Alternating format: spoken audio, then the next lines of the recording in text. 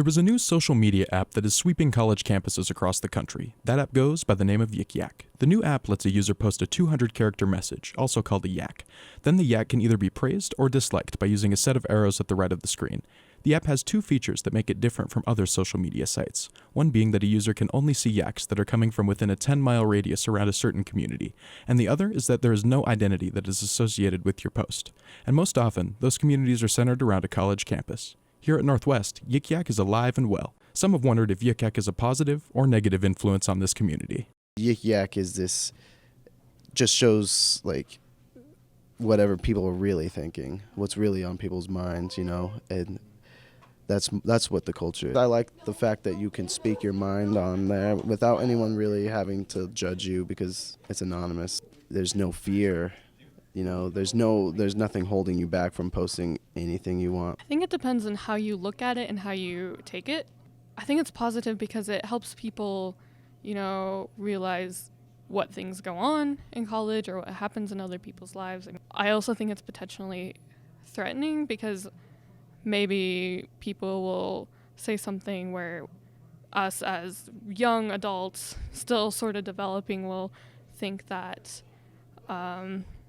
that's how we should act or what college should be like.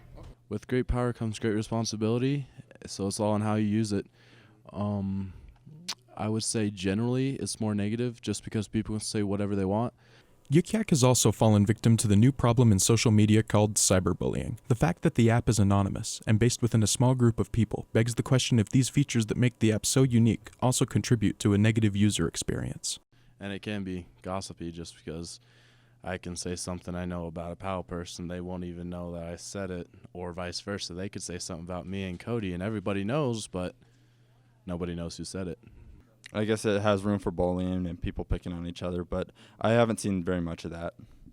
Well, I feel like Yik Yak does a good job of monitoring cyberbullying, and they really remove posts that are attacking others really quickly. The post might not even seem like it's harming anyone, but it does, and Yik Yak does a good job taking care of those problems, I think.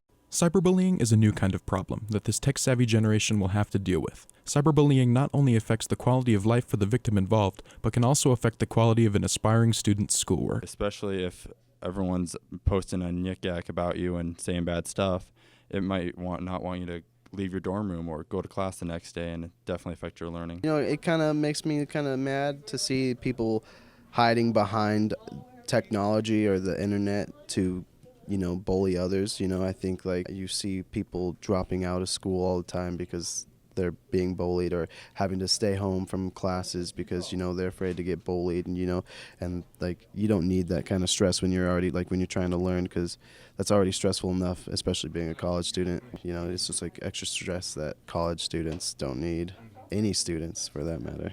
And it's not their business, but they're going to talk about it. People are going to talk about it. So I think it's almost inevitable to avoid, but I think if you kind of take a step back, and if you're writing those comments, you should see how, what you're writing, and if people really need to know about it, because it's not your business, it's not their business. Remember to have fun and be courteous while riding the yak. For Trapper News, this is Mitch Laggy.